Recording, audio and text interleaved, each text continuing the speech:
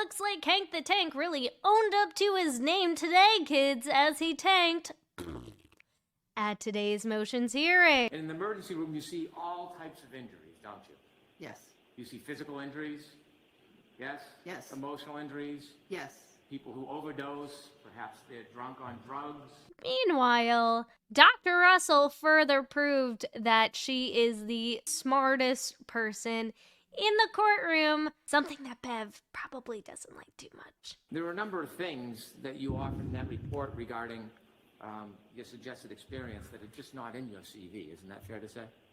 That could be, yes. Of course, you can't put everything in the CV. Especially when you are an expert of all things experting, expertise in experting. Expert. Let's get into it.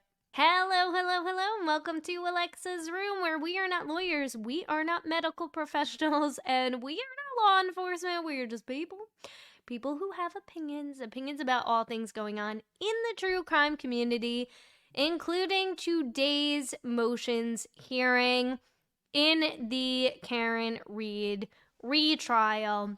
Now, if you recognize this lovely face, this is Dr. Marie Russell, who is being called again, obviously, as a witness for the defense, as what we thought initially was just going to be about dog bites. But it seems like the Commonwealth has now opened the door to a whole lot more in regards to this witness. So this hearing lasted way longer than anybody possibly thought. I mean, if you look at that little timestamp down there, we're only at about 6 hours. It was about 7 hours long, including breaks. So we're not going to watch the entire thing in full. You can do that on Law and Crime. You can do that with commentary from some of our favorite law tubers, including Melanie Little, Emily Day Baker.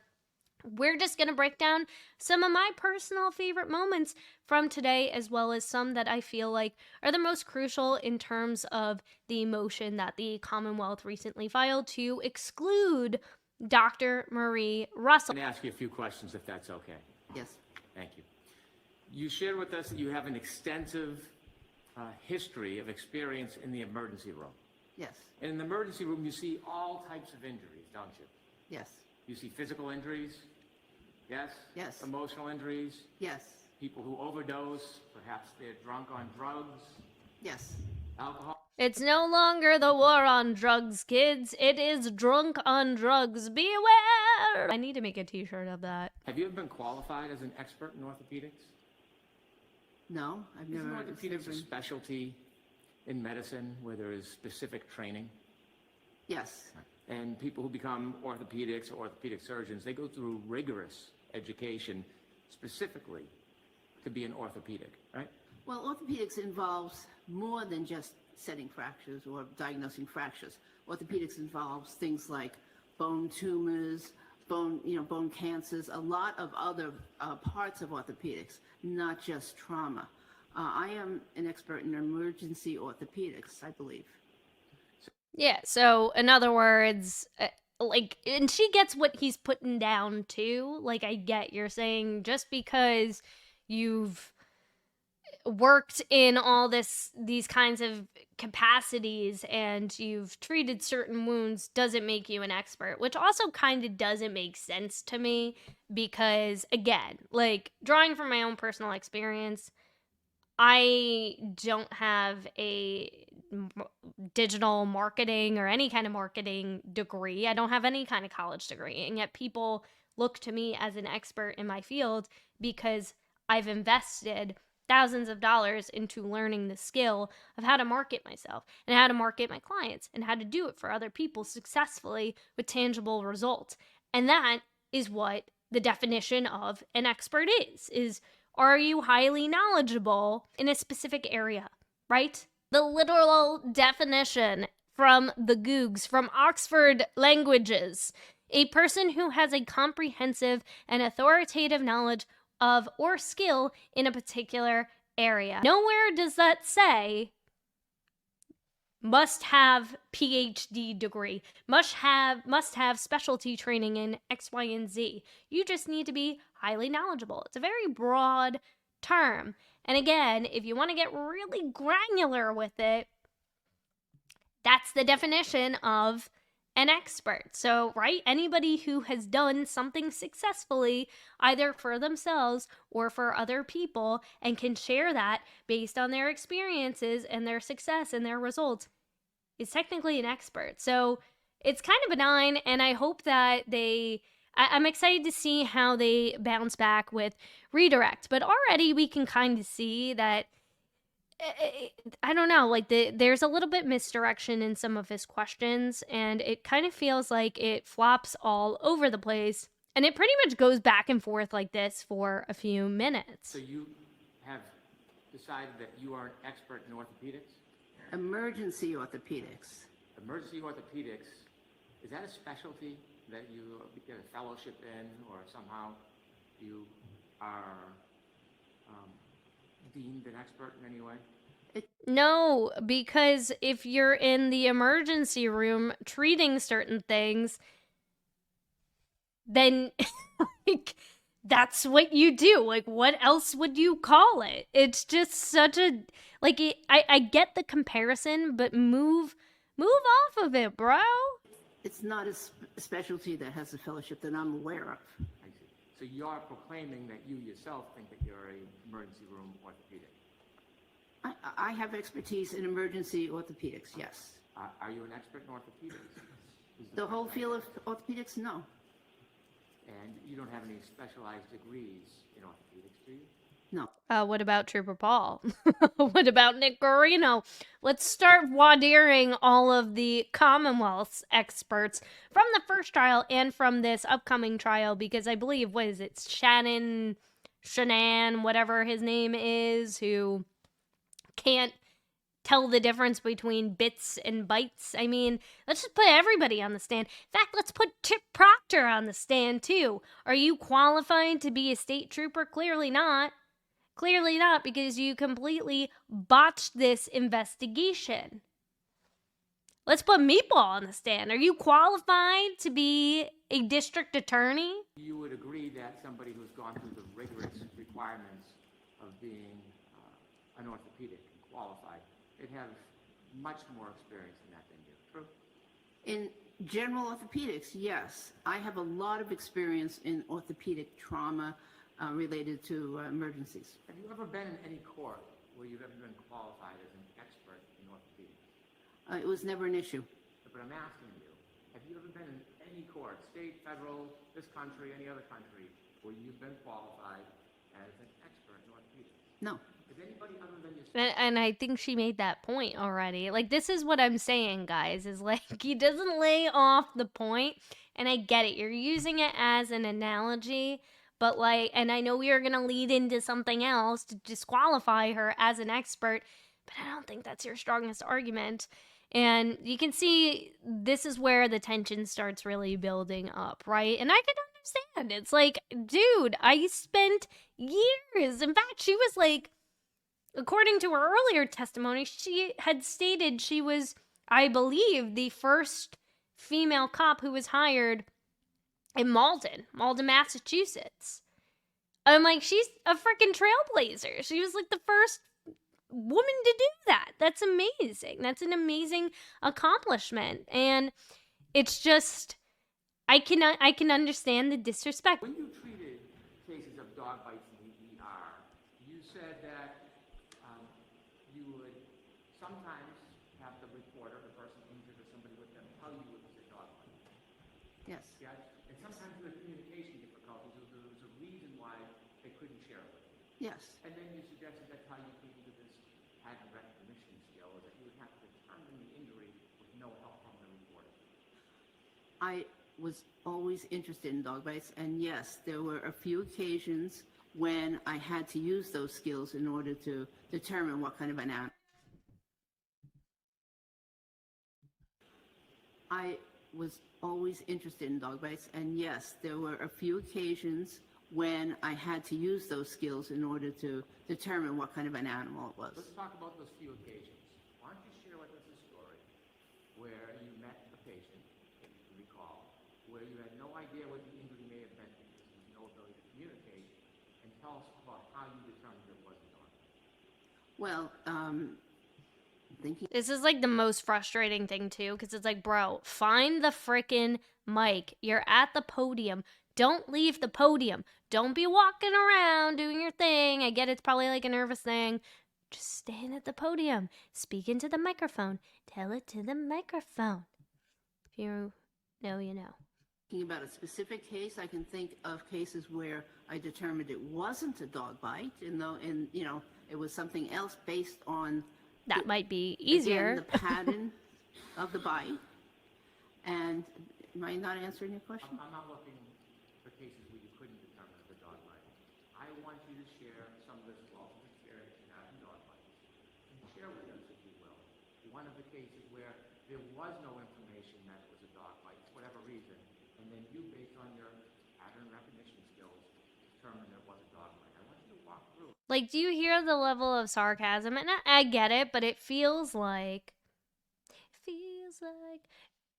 she right now is testifying in front of a jury. And she's not. This is voir dire. It's to see if she's qualified or not qualified. And I feel like the attitude level needs to dial down. Not to mention, I feel like this is the same kind of attitude that Lally and Bev gave her in the first trial for the voir dire. It's like, why? What do you have against her? Because she's clearly smarter than every single other person, probably in the state. Honestly, she is so freaking smart. I could listen to this woman speak for hours just about dog bites, let alone everything else. But she's got stories for days. He's like, hey, try to pick one particular moment in your brain and let's share. Let's talk, kids. Let's sing Kumbaya and hold hands and do story time. It's just so stupid. I can't give you a specific case because, again, in the overall scheme of emergency medicine and the frequency that dog bites are to other cases, it's just not a case that I would remember, that kind of the specifics of the case. Interested in supporting your past experience. You shared with us the sides of these past experiences and presenting yourself as an expert in pattern recognition. And it's interesting that when I'm asking for these details, to support this general Objection, Your Honor. Argument. Yeah, so, I'm counsel, sorry. Yeah. that's okay. In Massachusetts, typically, we don't give the reason for objections from the floor.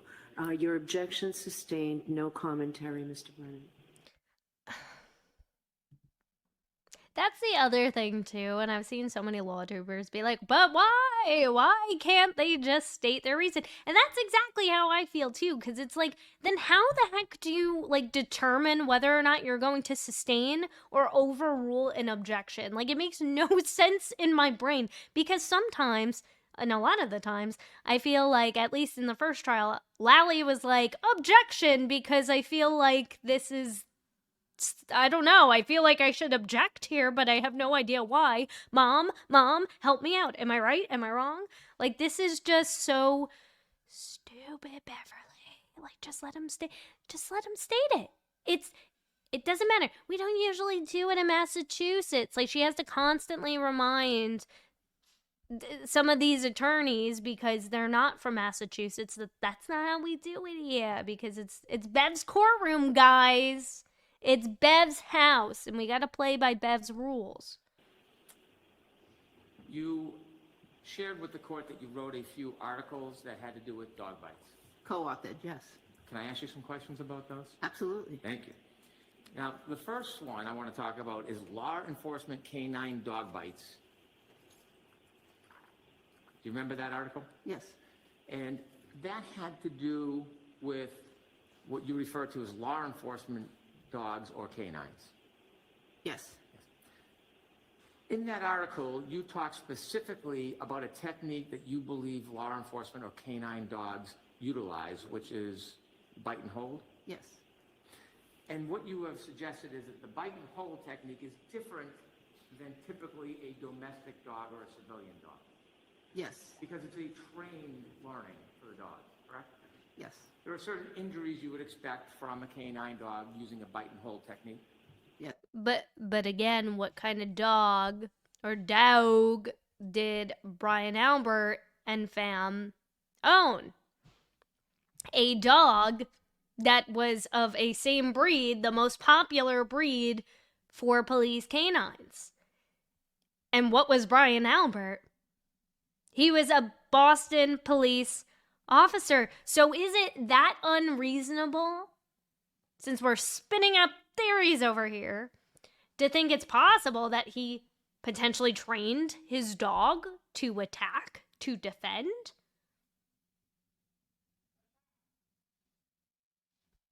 Huh? What'd you say? Attack! Huzzah! Yes. When you wrote this, or co-authored this article, you didn't actually sit down with people who had wounds and compare the wounds to the dog that caused them, did you? To the actual dog? Yes. I didn't, but okay, I didn't. Just want to know if you did. No. Okay. And when you looked at these different cases, there was 700 cases. This was what you called or the authors called a retrospective analysis. Correct. That means you were looking back at old files. Yes, but I participated in some of those files. We were just looking back at the data from those files. I participated in the care of some of those patients. I understand. Okay. And so when you went, In other words, I know what a freaking dog bite looks like, bro, because I've had to treat them before. Like, it's just so dumb. And I feel like it would be a better use of their energy. And if we're gonna do this, right, if we're gonna fly everybody in here and continue to spend taxpayer dollars to re-prosecute an innocent woman, then let's shift the focus here. Instead of trying to disqualify her because she was allowed in to testify as a dog bite expert in the first trial, and shift the focus more onto, okay, like, you want to try and impeach her? Try and impeach her. Is it going to work? No. But you could try. Like, that might be a little bit better use of your time than spending all of this energy trying to disqualify her when she is more qualified in experting things than probably any human on this planet. Like, it's just, talk about a mic drop moment. Like, seriously, I encourage you to check out the first, like, a couple of hours where Alessi is direct examining her, and he does a brilliant job of just walking her through, like, okay, like, this area of your expertise, now we'll go into this part of your CV, and then this part, and then this part, and it's just, it was so beautifully put together and just so easy to follow and easy to understand. through the files, you didn't have the opportunity then to follow up and speak to any of the participants or the injured victims, did you? I spoke to many of the victims while I was treating them. When you decided to write this article, did you go back and speak to anybody? No. There's no mention in this article. Because it's like, why would she need to? And also, like, no offense, like, it's not like she could speak to Officer John O'Keefe. He wasn't alive. Like, it's like, what? Okay. So because she didn't speak to some of the victims in these cases, she can't perform an adequate analysis of what she's observed and is literally trained in treating and analyzing for years and years and years. And not for nothing, she does this stuff for fun. Like, she's like, I like dog bite. Like, I like doing this stuff. I attend these seminars, and I put together this research, and I've done it because I enjoy doing it. And typically, when somebody enjoys doing something and they put more time and more energy into doing that thing, it's usually because they're pretty good at it. But anyways, I digress. About pattern recognition in any way. That's not what this article was about, was it? No, that's not what the article's about. It was about something entirely different than what you've suggested today as your pattern recognition skills. Yes? That's correct. I recognized the patterns because I saw the wounds and I saw the injuries and I saw them over and over and over again. And I recognized those patterns throughout my career. And so it's hard to unrecognize something. I'm trying to ask you about the significance. Or like even in emergency rooms when you have to deliver a baby. Like, how many, like, are you gonna remember every single situation ever, especially if you've been doing this for over 30 years? No, of course not. And I'm fairly certain he probably doesn't even know half of the cases that he has tried. Of your study, because Okay. this is actually something that you published. Yes. And I'm trying to determine, or I want you to be able to discuss the relevancy of this article to what you're testifying today. So the question, the really narrow question I have for you is, in this study, it had nothing to do with trying to engage in pattern recognition. The purpose of the study was not to teach people pattern recognition. It was to alert them to the dangers of this different type of dog bite so that they weren't undertreating them. But in the process of seeing all those patients, I developed the pattern recognition. Okay. Oh, And so there was another snap. article, Managing Law She developed it, sir. Enforcement Canine Dog Bites in the Emergency Department. Yes. Now that only comprised of 4 cases, yes? It was a case description. Of 4 cases. Yes. And do you know, most studies usually include over 30 cases? It's not a study. I see. You reviewed types of injuries relative to civilian or domestic dogs, or just canine? Those were canine dogs. And again, your position is that the injuries by canine dogs, law enforcement dogs, are different in kind than domestic or civilian dogs. In general, when they bite and hold, those injuries are different. Like, isn't this like deja vu? Like, we did all this already. Like, I'm so bored of it. But it's funny because he gets to a part in this that I want to play. That is like my quote of the day. Sometimes they don't. That I tweeted about. It's like my quote of the day that I tweeted about earlier today. Only can. It was on these dogs. Again, in this article, there was yes? Yes. And then you also shared with us that you, is it Vati, edited a book of a Dr. friend. Vale. Dr. Vale, I'm sorry, Dr. Vale. And when you were asked about what actually you recall about the topics, you don't really remember the topics of that book, you just remembered you edited it? No, I remember the topics of the Okay. book. In the topics of the book, it was dealing with human teeth, wasn't it? Yes, but in the article itself, if you read it, there's mention about dog dentition. There's a mention of it. Yes. Tell us what that mention was. Well, the mention is that the dog dentition looks different and dog bites look different because of the triangular shape of the dog's mouth versus, How about the shape whoa, didn't seen that at, on dog bites? no.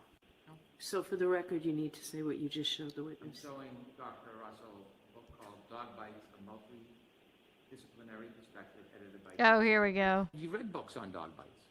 I've read articles on dog bites. You've read books on dog bites. No, I have read articles on dog bites. Have you ever read this book? Do you recognize this as an authority? No. So for the It's like, but you've never read books on this. It's like,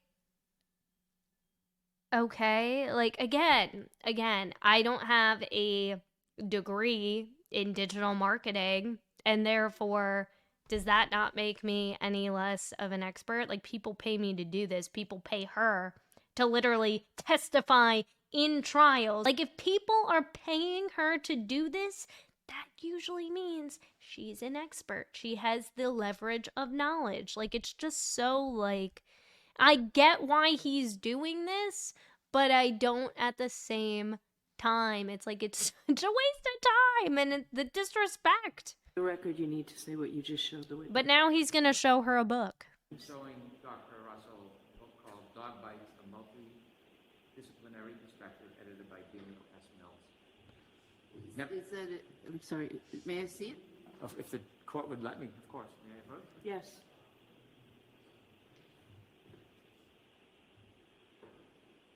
Thank you.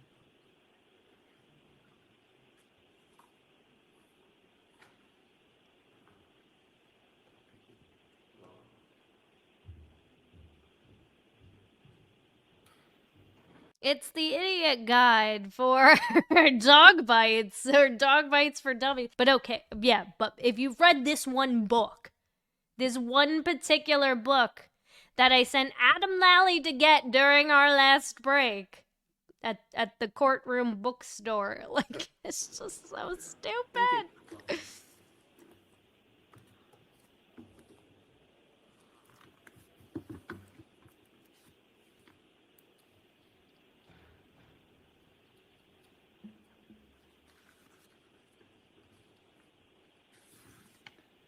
It doesn't mention if any of these people have degrees of any.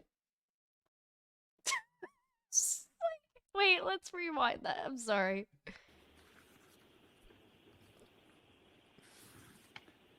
It doesn't mention if any of these people have degrees of any. Sorry, Your Honor, I don't believe a question's pending. And everybody left in the courtroom. Like, it's just like. I actually spit my coffee out. I'm not kidding, guys. When I saw this morning, while I'm like doing my work and listening in the background, I just hear this little snarky comment, and it's great. It's great because it's like we've spent the last like 20 minutes of you trying to disqualify my knowledge, my years. I've dedicated my life to all kinds of areas of expertise in the field of medicine. All kinds of medicine. And now you're handing me this book that Adam Lally just picked up from the Barnes & Noble across the street. And there's no one with a PhD or a specialty training. You special prosecutor, you. Like, this is just, you can't make it up. This was my favorite moment, guys. This is so good. I have to play it again.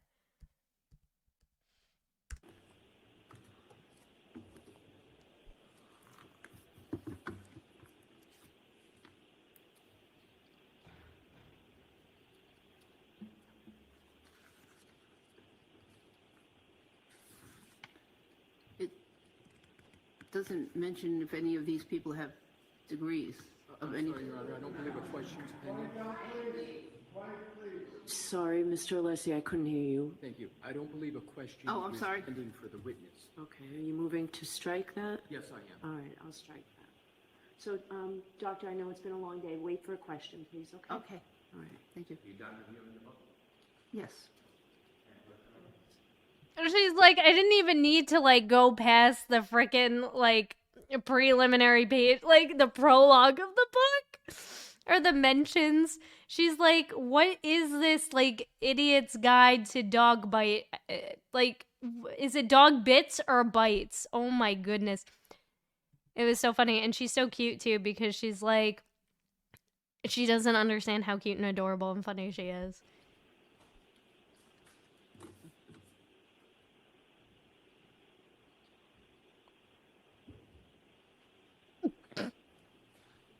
And Eliza Little's face, she's like, "Oh, you're putting it on our table."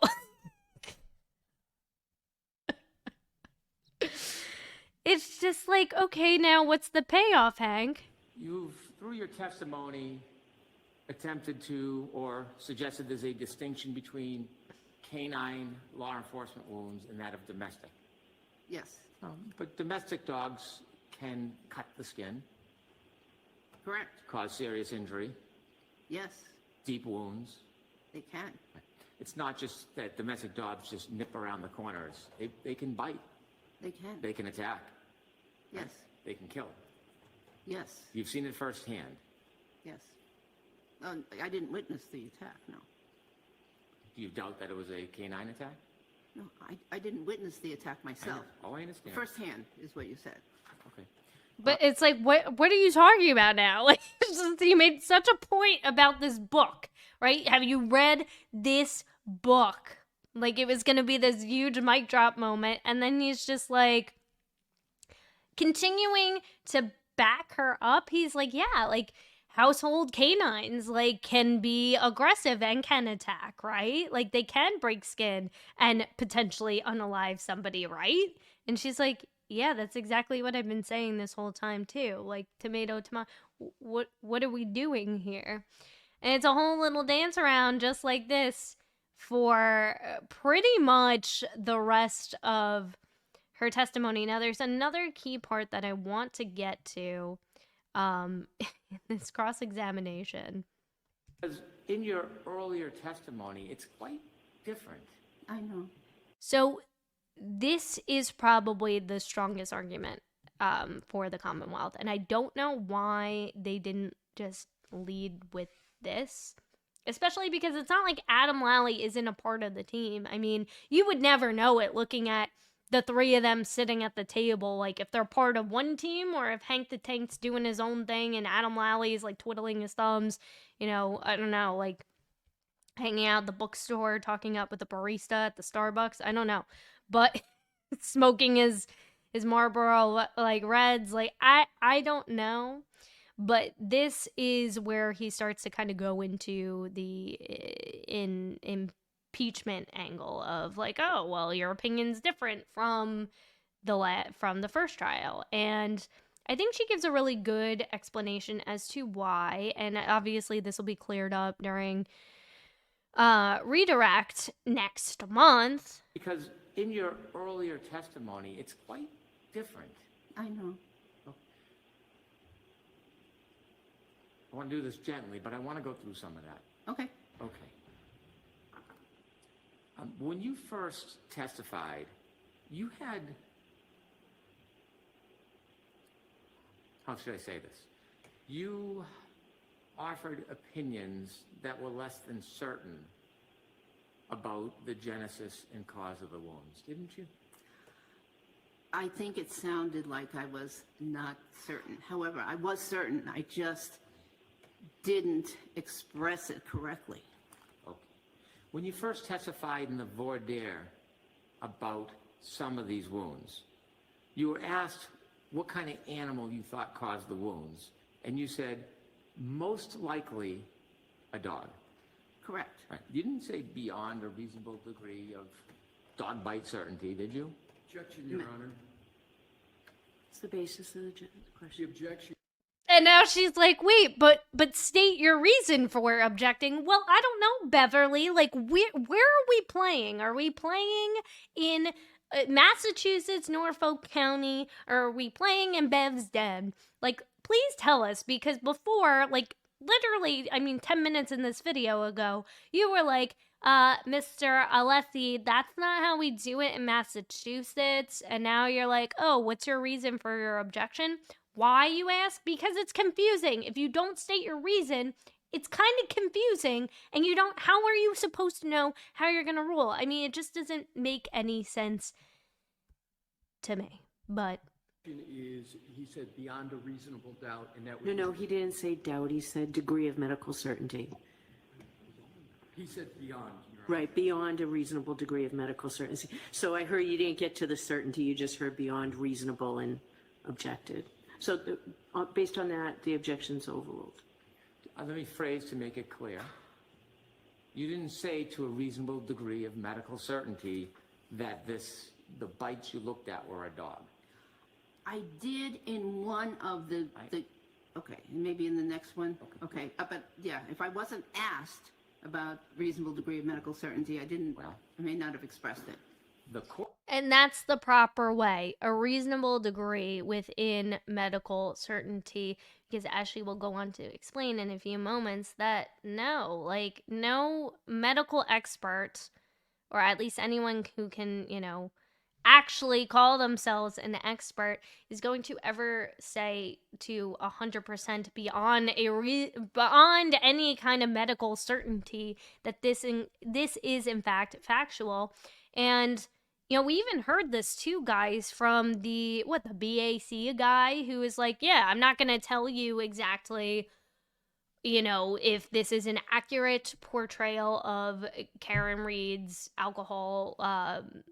blood alcohol content, right? Because I don't know technically when her last drink was. Like, I can't say beyond a reasonable certainty that this is in fact the true number, but this is the range that I can give you.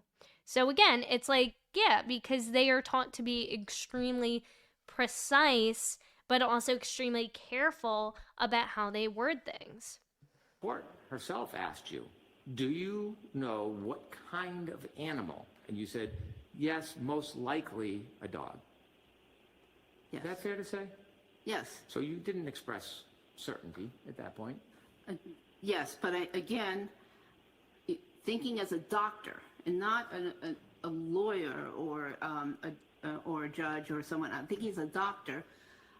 I'm thinking that it's never 100%, and so that's what I was going by. If I was going to be teaching medical students what those wounds were,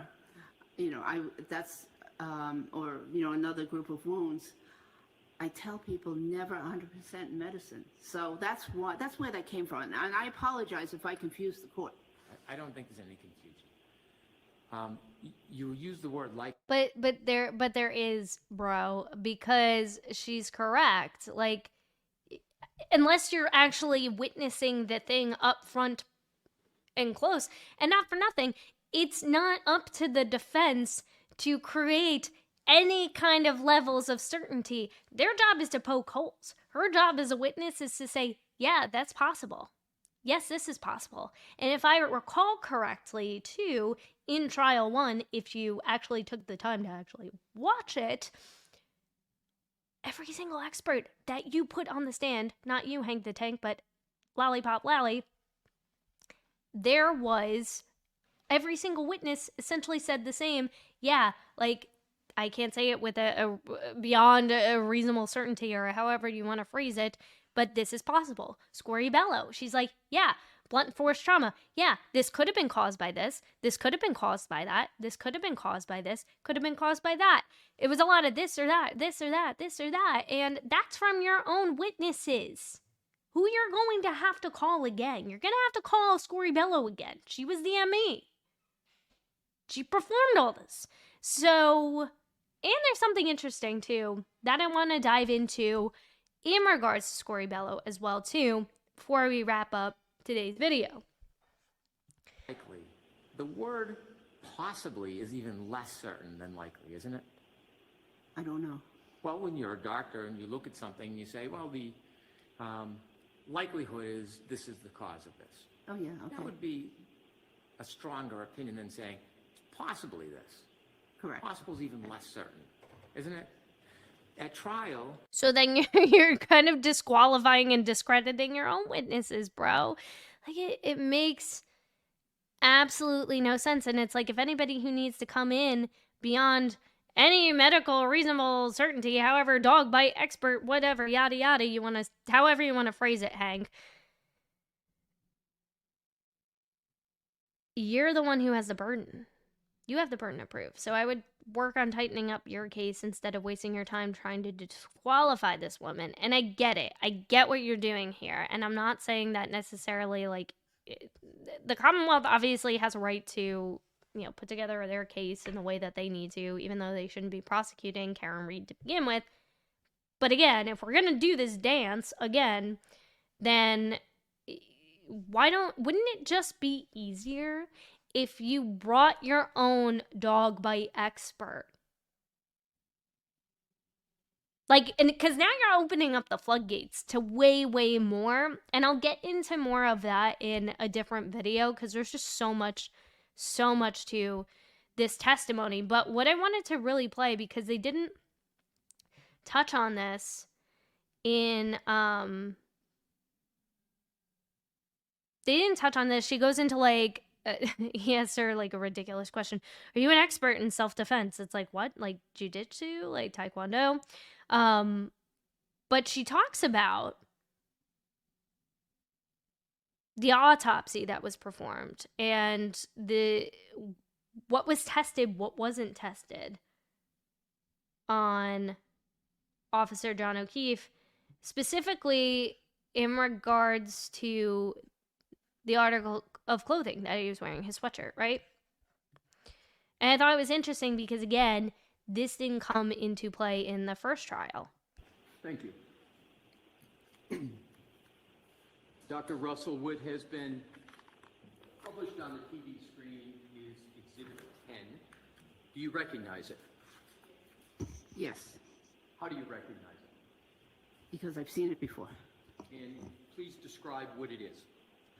So it is a hoodie, a picture of a hoodie sweatshirt with multiple defects in the arm area. And Have you assessed those multiple defects in the arm area? Yes, I've looked at them carefully.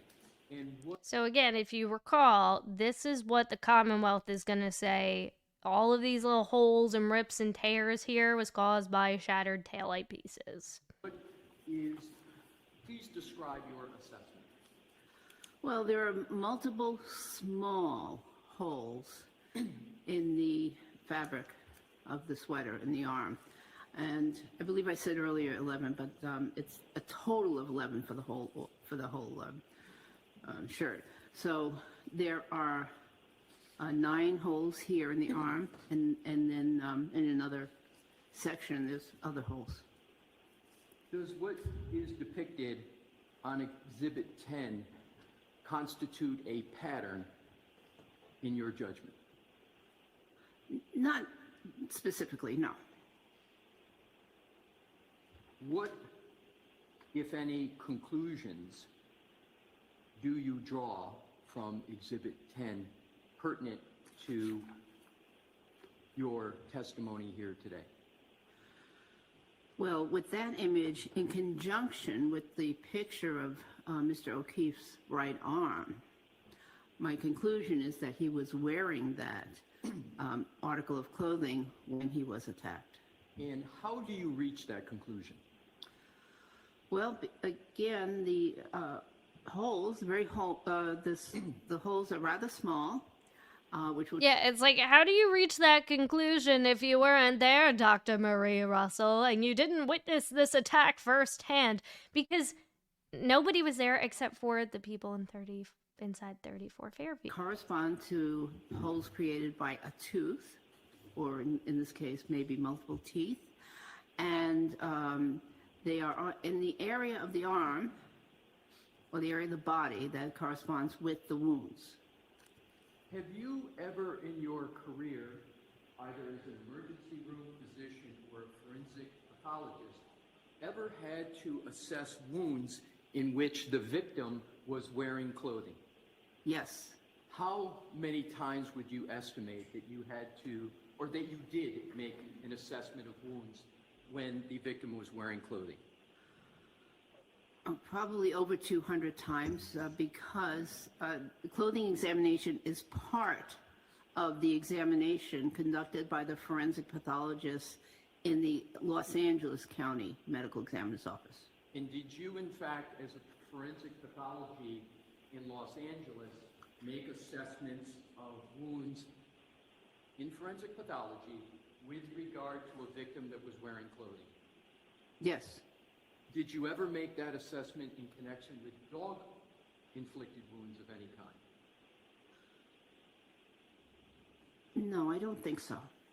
Are you familiar with whether, or strike that. Did Dr. Sporty Bello, in her her autopsy report, make any assessment of the clothing? Yeah. So I'm sustaining it. You can ask her differently. You can ask it differently. Like, how is that argumentative? Like, how is that at all argumentative? That makes zero sense to me, but okay, I'm not a lawyer, right? Dr. Russell, do you recall any discussion in the autopsy report of the assessment of the clothing that the decedent was wearing? I don't recall. If we showed you the autopsy report, would that potentially assist you in your recollection? Yes,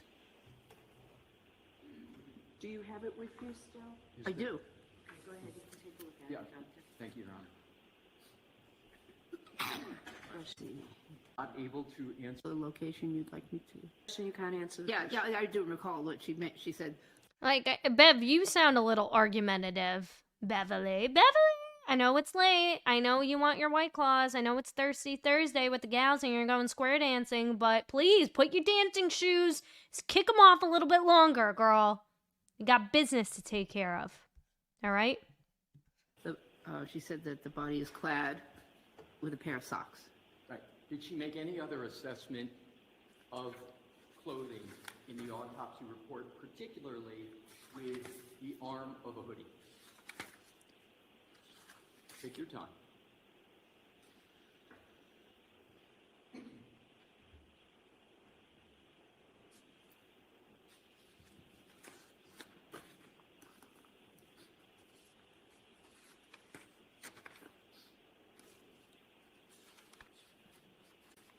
Just a page, you can. I might be suggesting a negative, Your Honor. Okay. I'll proceed with whatever way you He's like, I might be suggesting a negative, meaning because it don't exist. The autopsy report does not contain any assessment of... Correct that the autopsy report... Go ahead and suggest the answer to her. Is it correct that the autopsy report does not contain any assessment of the clothing as being relevant to a nature and source of the wound of the deceased? I reviewed the autopsy report very thoroughly, and I don't recall any description of this. Thank you for the leeway, Mr. Brennan, and Your Honor. Now let's, if I could, Your Honor, publish Exhibit 11. I have to say, like, I really like Alessi. Like, I think he did a brilliant job today. He was very calm, cool, collected. Definitely a different kind of energy to the team, and I think he was an excellent choice. The way that he just laid the foundation for everything. I think him running out the clock and like taking as much time with everything and really being as thorough as possible and addressing certain things head on before the Commonwealth started their cross-examination was really, really strong. So as you just heard, and I know it's a little hard to hear sometimes when they step away from the mic, is Scoribello didn't address anything in her report about the clothing and whether or not it's relevant to the injuries that Officer John O'Keefe sustained, which, as we're going to hear in just a moment, they're leading to why it is kind of significant and why that should have been potentially included in her report. Do you recognize Exhibit 11? Yes, What is it? it's the back portion of the same hoodie. Same hoodie. Did you assess the back portion of the hoodie as... Did you reach any conclusions with regard to Exhibit 11? Nothing. Was there anything relevant that you determined from Exhibit 11? Not that I recall was significant. And I mean, it's like it doesn't take a rocket science to see the hoodie and see he was clearly on his back, right? Like his whole hoodie is dirty. Now, whether or not he was on his back when the attack took place, he fell, like, again, there's so much that's just left to be answered. And that's why, again, it's like if you can't answer these questions in a clear, concise manner, then why are we here? Like, why are we prosecuting this woman again when you can't even tell us beyond a reasonable doubt what happened to Officer John O'Keefe? Like, it just, again, it's like there's so many missing pieces in all of this. was Exhibit 11, in your judgment, necessary, assessment of it necessary to render the opinions and conclusions you have testified to here today? Well, you should. I mean, the person should look at all the evidence, yes. Right. And so after having Yeah. looked at Exhibit 11, what is your conclusion as to whether it informs the question of the nature and source of the injuries? It doesn't help. With regard to number But again, it's like you still look at it. Exhibit 12, Your Honor, if I may have Okay. that published.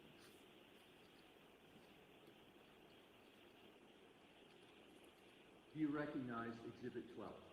Yes. What is it? So this is a close-up of one of the holes that is on the right sleeve of that hoodie, in the in the part that you can see from the anterior view. The anterior view, but is it the anterior or posterior of the arm?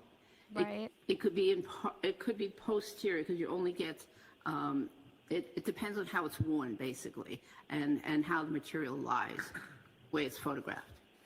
So I meant anterior view, meaning the picture, the first picture we saw, which was the anterior view of the hoodie. What assessment did you make, if any, with regard to Exhibit 12? Well, it's a small hole. It is consistent with a puncture created by a small object such as a canine tooth.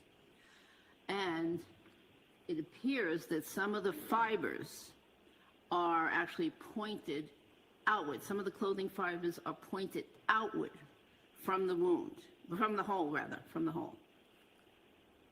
And did you draw any conclusions with regard to this exhibit? This exhibit plus close-ups of some of the other similar holes with the fibers pointing out means that whatever inflicted that hole also came out of the hole. You say whatever inflicted that. Did you reach a conclusion as to what inflicted that hole, or as you've referred to it as defects previously? Yes, these are consistent with dog bites. If we could publish... It's like you hear how confident she is too. Like, these are dog bites. And like, when you think about it and you look at the injuries on his arm, like, it makes sense. Like, it makes total sense in my brain. Now, of course, is she going to say yes to 100% beyond medical certainty, yada, yada, right? Dog bite expertise. No, of course not. Because at the end of the day, none of us were there. We didn't see what happened. We will never be able to definitively say what happened until somebody comes forward and somebody comes clean, which, who knows? I mean, the more and more heat comes down on the people who are responsible for this, the truth may come out. And I hope that it does. I hope that it does for Karen Reed's sake. I hope, obviously, for Officer John O'Keefe, he deserves that justice. For his family, of course, too, because nevertheless, at the end of the day, he was a son, he was a brother, and whether they want to face the truth or not, they still deserve it. But that, again, that's my opinion. And I think it's just, it makes sense. And what I would love to see, I don't know, again, because it's like cutting corners, you have to decide what makes the most sense in terms of how we're going to spend our money, what experts we're going to bring in, what kind of tests we're going to run, experiments. I don't know if this is part of that budget, but I would love to see them do an experiment where they smash the taillight and see if it can tear through a sweatshirt with the same kind of material as Officer John O'Keefe wore. Is that possible? Can it create the same kind of holes that they're alleging to have created, right? Will shattered taillight pieces cause those kind of holes? My hunch is no, probably not. With that being said, if you enjoyed today's video, make sure you hit that subscribe button, make sure you hit the notification bell so you do not miss the next Karen Reed update from me, because there's probably going to be tons more that comes down the pike between now and this continuation of the hearing. I mean, we didn't even get into any of the Morrissey stuff. Like, that was the juice I was really looking forward to. Like, this, I'm happy this happened because it just further established how much of an expert and pro Dr. Marie Russell is, and all the different ways the defense can utilize her expertise for building their defense. And again, just even if they can call, I don't know what's possible and what's not, but if they could call one of the people who was attacked by Chloe, I mean, how huge would that be? And then you bring Dr. Marie Russell up, right, to support that. Like, yes, that makes sense, right? Or even the veterinarian who treated the dog that was the golden doodle that was attacked by Chloe as well too. Or the defense calls Chloe Albert. Let's find Chloe Albert if she is still with us. Let's put her on the stand too. Why not, right? Let's just call everybody. But yeah, that I'm sure tons is gonna come out between now and then, and you know I'll be here for it. So that being said, thank you so much for watching, and make sure you hit that like button on the way out, because that tells the YouTube algorithm this is newsworthy news. And it is. Let's keep screaming it from the rooftops, because this world and country we are living in is getting crazy, and people are getting prosecuted left and right for things they shouldn't be prosecuted for. So I'll see you in the next one.